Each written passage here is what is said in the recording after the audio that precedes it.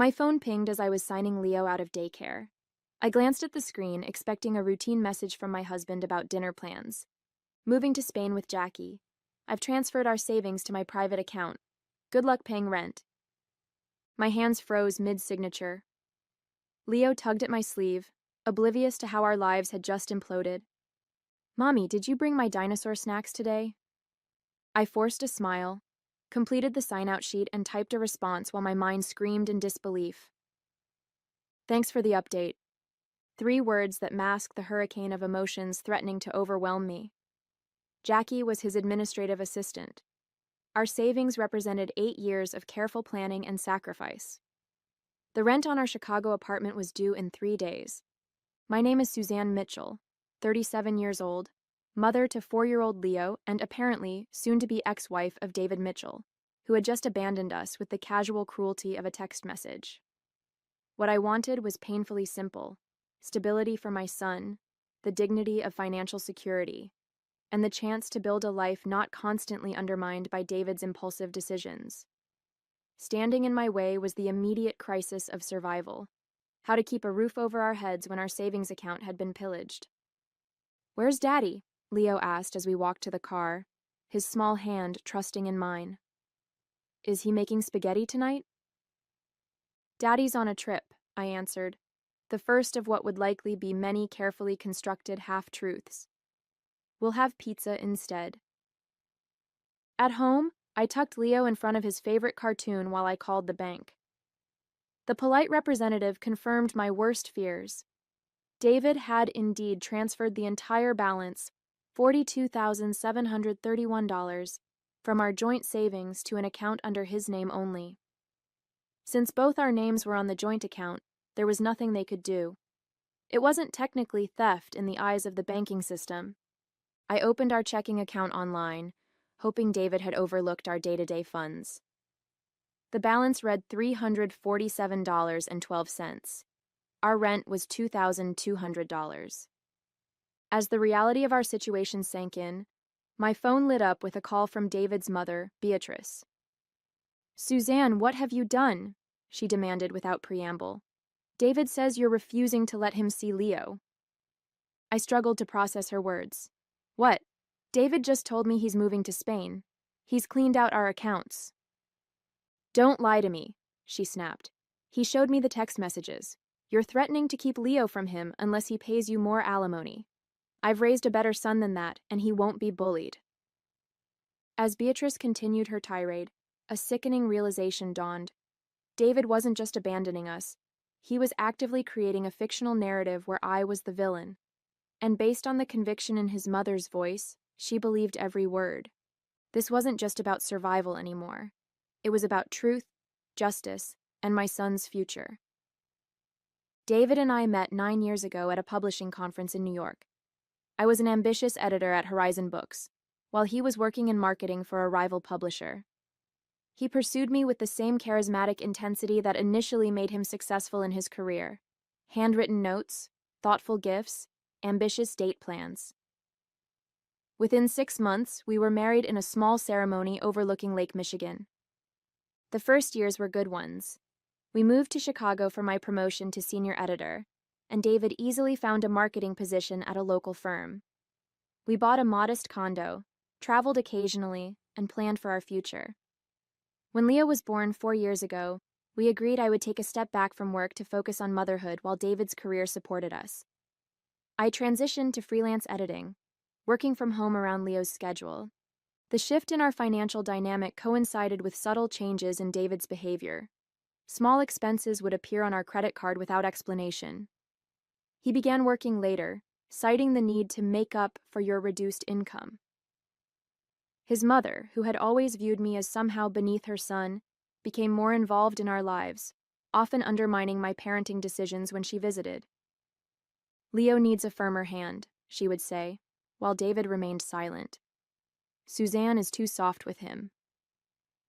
2 years ago, we sold our condo and moved to a rental apartment, after David convinced me we could use the equity to invest in his friend's startup. The investment failed within 8 months, but David's explanations about market volatility seemed plausible enough. When I suggested returning to full-time work, he insisted it wasn't necessary and that Leo needed me at home. "Trust me," he would say. "I've got everything under control." I did trust him, though doubts occasionally surfaced.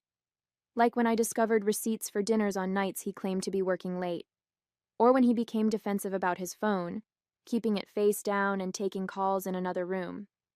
Each time, his explanations seemed just reasonable enough to quiet my suspicions. 3 months ago, David announced he'd been offered a promotion that would require occasional international travel. The increased income would help rebuild our savings, he explained. Around the same time, he mentioned Jackie, a new administrative assistant who was amazingly efficient at organizing his schedule. Last week, I found a Barcelona travel guide hidden in his desk drawer. When I asked about it, he laughed it off. The team might open a European office someday. Just doing some preliminary research. I accepted his explanation, ignoring the slight tremor in his voice and the way his eyes didn't quite meet mine. That travel guide should have been my wake-up call. Instead, it became just another warning sign I chose not to see clearly until it was too late. The day after David's devastating text, I dropped Leo at daycare and headed to David's office, determined to confront him in person. Surely he wouldn't simply vanish without properly dissolving our marriage or making arrangements for Leo. The David I married wasn't cruel. Impulsive sometimes, but not heartless. The receptionist's expression shifted from professional welcome to discomfort when I asked for David. "I'm sorry, Mrs. Mitchell, but David no longer works here. He resigned last week." "Last week?" My voice sounded distant, even to my own ears. "That's impossible. He was here Monday." She fidgeted with a pen. "I'm really not supposed to discuss personnel matters, but he submitted his resignation 2 weeks ago. Yesterday was his last day." 2 weeks. While I was planning meals and managing Leo's preschool applications, David had been orchestrating his escape. The receptionist avoided eye contact as I thanked her and walked numbly toward the elevator. In the parking garage, I called David's closest friend, Trevor. "Hey, Suzanne," he answered cautiously. "How are you holding up?" "You knew," I said, realization dawning. "You knew he was planning to leave." Trevor's hesitation confirmed it before he spoke. He made me promise not to say anything, said he needed a clean break. A clean break from his child? My voice rose despite my efforts to remain calm. From 8 years of marriage? "Look, I'm sorry. I told him it was wrong, but Jackie makes him happy. He said you and Leo would be better off without him dragging you down. Jackie makes him happy." The words cut deeper than they should have. I knew their relationship wasn't just professional, but hearing it confirmed by a mutual friend transformed suspicion into humiliating certainty. "Did he tell you he emptied our bank accounts?" I asked. Trevor's silence spoke volumes. "Christ, Suzanne, I had no idea he'd go that far." His voice dropped. "That's messed up." After ending the call, I sat in my car, the full scope of David's betrayal washing over me. This wasn't an impulsive decision or momentary weakness. It was a calculated escape, meticulously planned while he played the role of committed husband and father. When I arrived home, a certified letter awaited me. Inside was a petition for divorce, filed by David a week earlier, citing irreconcilable differences. The document listed his new address in Barcelona and requested that all parental rights and obligations remain with the mother, with no visitation or custody granted to the father. He was legally abandoning Leo while simultaneously portraying me as the one keeping them apart. Attached was a note from David's lawyer. "Mr. Mitchell has indicated you have substantial savings to cover your needs during this transition. He will not be providing spousal or child support." I slumped onto the couch, documents scattered around me. Every aspect of our life together now appeared as a carefully constructed lie. The man I married, or thought I married, had been plotting his exit for weeks, possibly months, ensuring he escaped with our financial resources while creating a narrative that painted him as the victim. My phone pinged with a message from David. landed in Barcelona. Don't try to contact me. My lawyer will handle everything. Anger began to replace shock. For Leo's sake, I needed to think clearly. First step, secure our housing situation before the rent came due. Second, document everything for the divorce proceedings. Third, find a lawyer who could help me navigate this nightmare. For the first time since receiving David's message, I allowed myself to cry, not from heartbreak, but from the overwhelming realization of what I was facing. When the tears subsided, one thought remained clear. David had underestimated me. He had always underestimated me.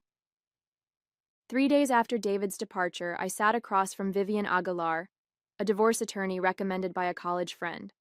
Her office was modest but orderly, much like Vivian herself. "Let me be clear," she said after reviewing my documents. "What your husband did is reprehensible, but not entirely illegal. Since you were married, he had legal access to those joint accounts. Even if he was planning to abandon us?" My voice cracked, despite my efforts to remain composed. "The good news is judges don't look kindly on this kind of behavior. We can petition for emergency child support and potentially freeze any remaining assets." She leaned forward. "What we need is proof that he's continuing to earn income while evading his parental responsibilities." I nodded, already gathering evidence. Screenshots of David's text messages, bank statements showing the massive withdrawal, the certified divorce petition. But finding proof of his current employment seemed impossible from nearly 4,000 miles away.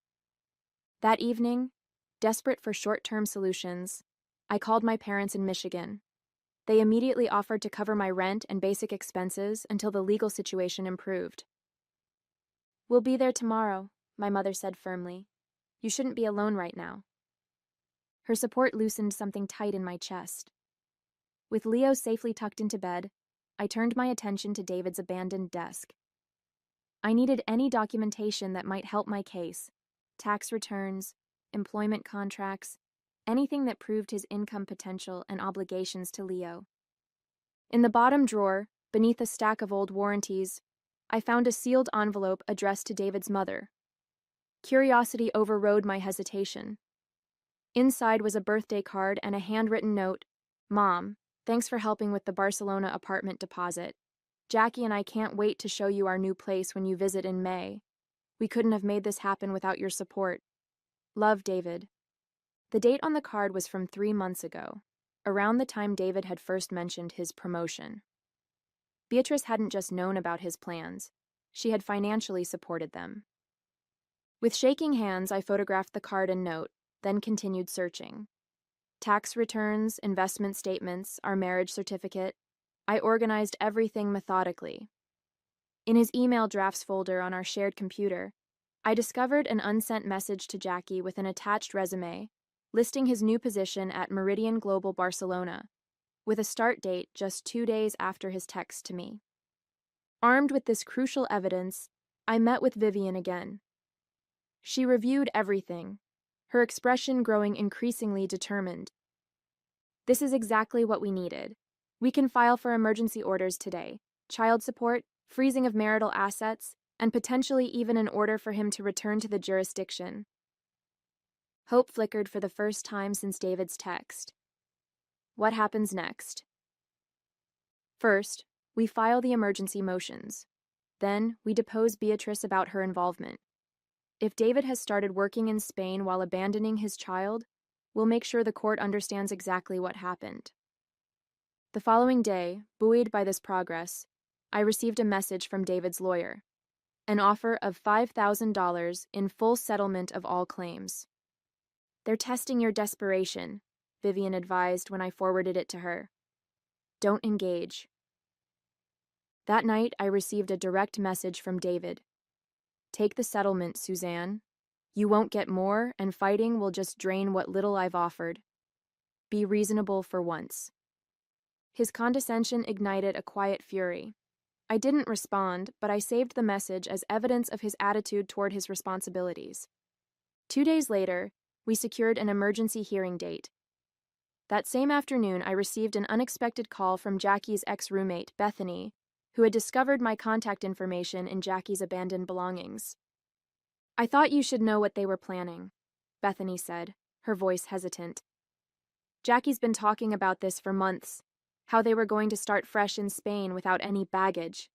She even bragged about how David was setting aside money where you couldn't touch it. My momentary optimism crumbled as Bethany continued, describing conversations she'd overheard between Jackie and David about creating offshore accounts and establishing residency in Spain specifically to complicate legal proceedings. They have a whole plan to make fighting them so expensive and difficult that you'll eventually give up, Bethany concluded. I'm sorry. I just thought you deserved to know what you're up against.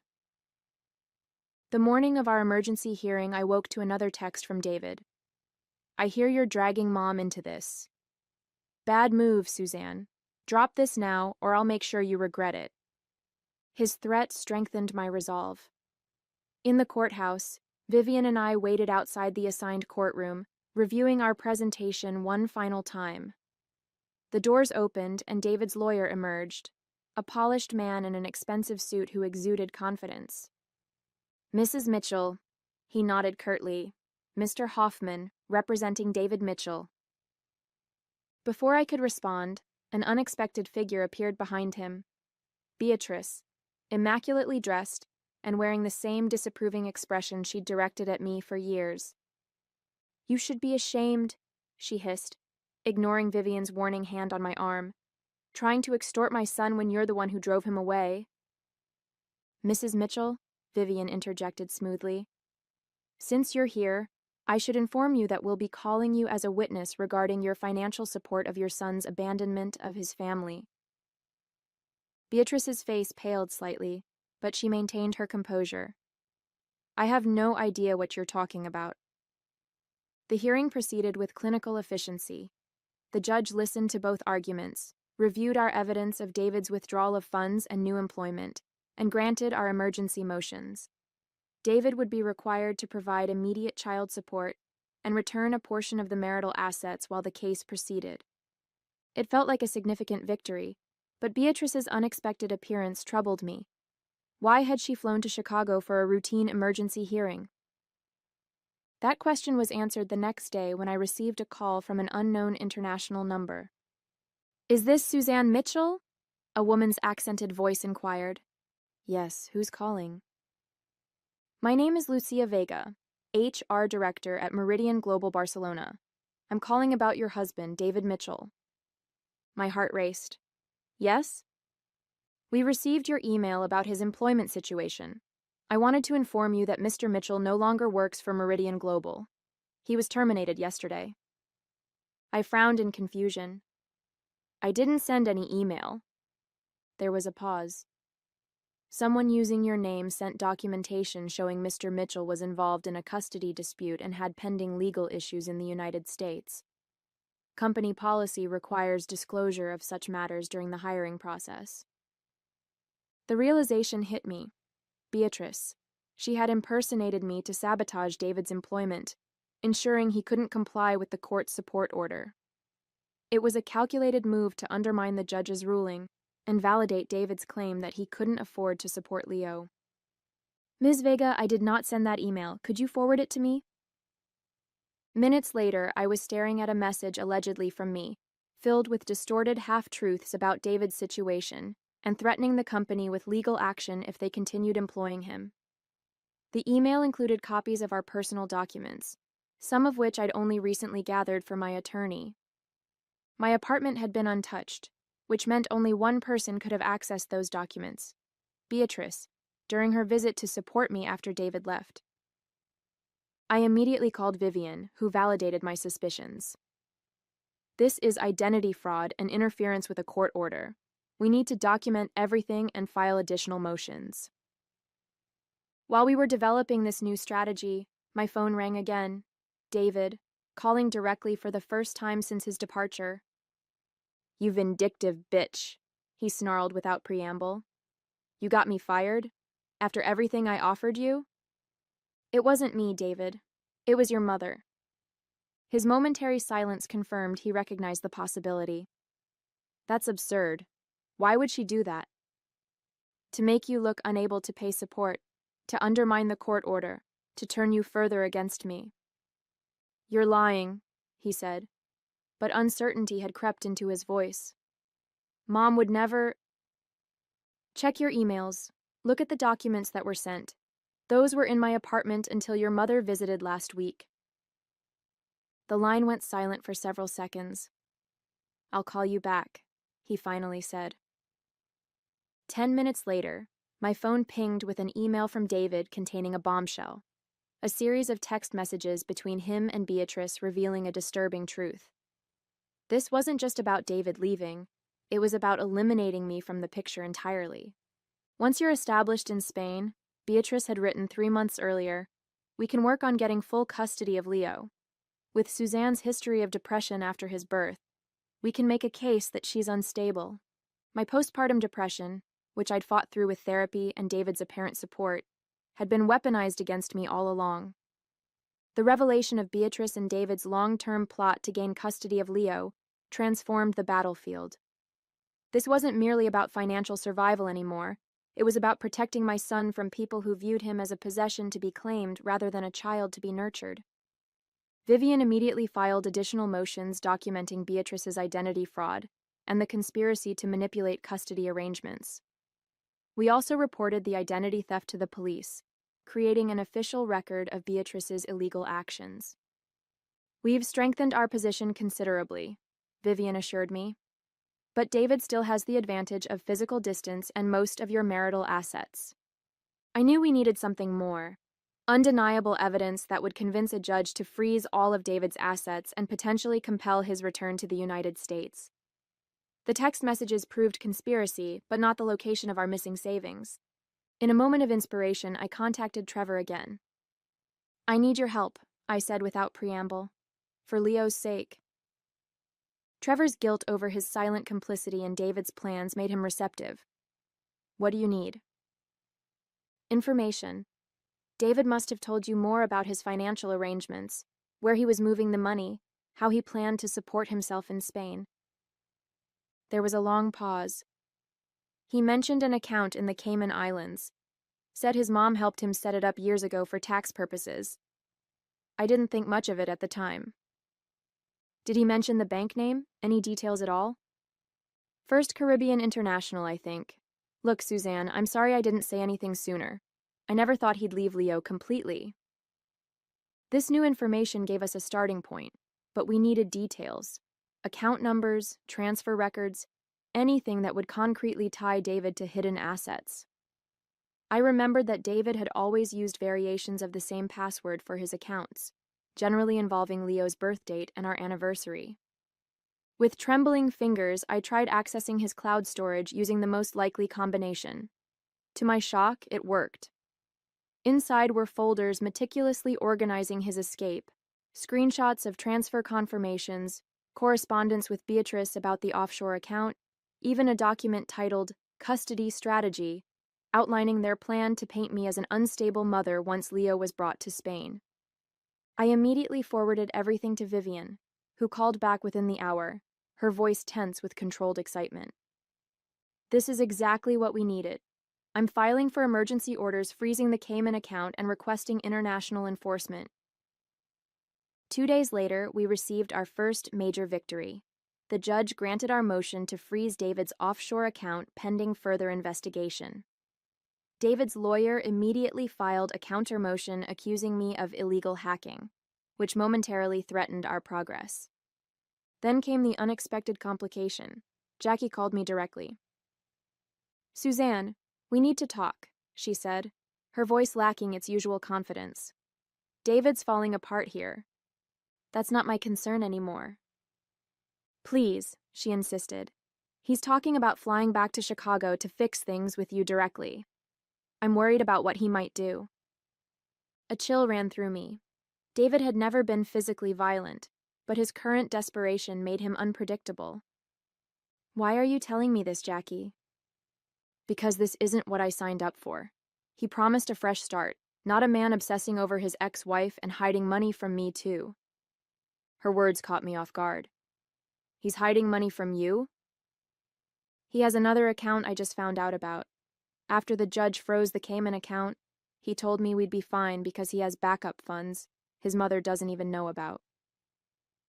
This was potentially crucial information, but I sensed Jackie wasn't sharing out of pure altruism. "What do you want, Jackie?"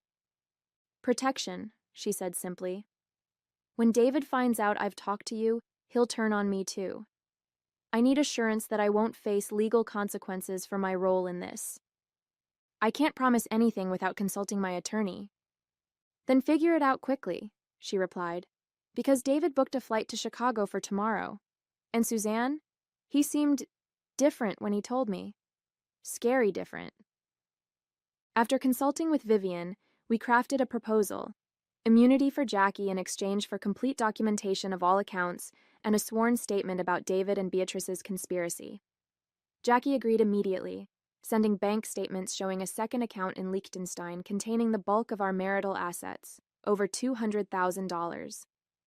With this final piece of evidence, we secured an emergency restraining order just hours before David's scheduled arrival in Chicago.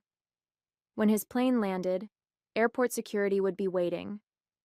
David's return to Chicago unfolded exactly as we had planned.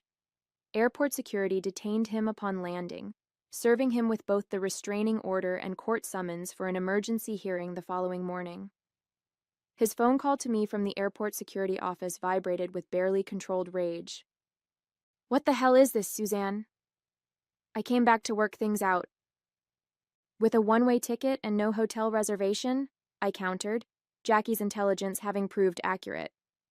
"The court hearing is at 9 tomorrow. I suggest you find a lawyer." In the courtroom, David appeared disheveled and defensive, clearly unprepared for the mountain of evidence we presented: the offshore accounts, the identity fraud, the custody conspiracy, and most damning, Jackie's sworn statement detailing how he had planned the abandonment for months while systematically hiding marital assets. The judge's expression grew increasingly severe as Vivian methodically built our case. When she presented the custody strategy document outlining their plans to use my postpartum depression against me, David visibly wilted. "Your Honor," Vivian concluded, "we request immediate return of all marital assets, full custody of the minor child to my client, supervised visitation only for the father, and a forensic accounting of all funds hidden by Mr. Mitchell and his mother." When David's hastily retained attorney attempted to paint me as the aggressor who had forced David to protect his assets, the judge cut him off. "Counsel, I've reviewed the evidence. Your client systematically defrauded his wife, abandoned his child, and conspired to manipulate this court. Save your creative interpretations." The judge's ruling was comprehensive. All identified accounts were frozen and placed under court supervision. David's passport was confiscated pending resolution of the financial issues. Temporary full custody was granted to me, and a referral was made to the district attorney's office to investigate potential criminal charges against both David and Beatrice for identity fraud and conspiracy. As David stared at me across the courtroom, I met his gaze steadily, no longer the desperate woman he had expected to find. In his eyes, I saw the dawning realization that his carefully constructed escape had become his prison. In the months following the court's ruling, the full consequences of David's actions unfolded with a certain poetic justice.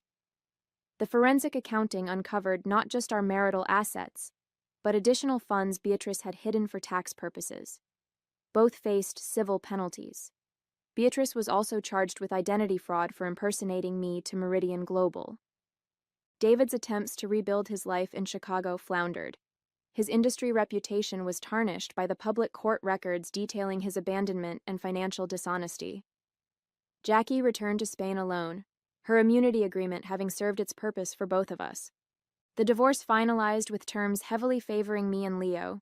Full custody with David granted only supervised visitation, which he rarely exercised. Complete restoration of our marital assets plus legal fees, and substantial child support indexed to David's future earnings to prevent him from deliberately remaining underemployed. Most satisfying was watching Beatrice's carefully constructed social facade crumble when her country club friends discovered she had committed identity fraud to sabotage her own son's employment. The woman who had judged me for years now faced judgment from her peers. 6 months after David's text upended our lives, Leo and I moved into a small but comfortable condo purchased with the recovered funds. A home that was truly ours, with no shadows of betrayal lingering in its corners. "Is Daddy ever coming to visit?" Leo asked one evening as I tucked him into his new dinosaur-themed bedroom. "I don't know, sweetheart," I answered honestly, "but we're going to be okay either way." And we were. I returned to full-time editing with a publishing house that offered flexible hours for parents. Leo thrived in his new preschool. The acute pain of David's betrayal gradually transformed into something quieter, a hard-earned wisdom about resilience and self-reliance. Sometimes life's cruelest moments become unexpected catalysts for growth. David's parting text, "Good luck paying rent," had been intended as a devastating final blow. Instead, it became the first line of a story about finding strength I never knew I possessed.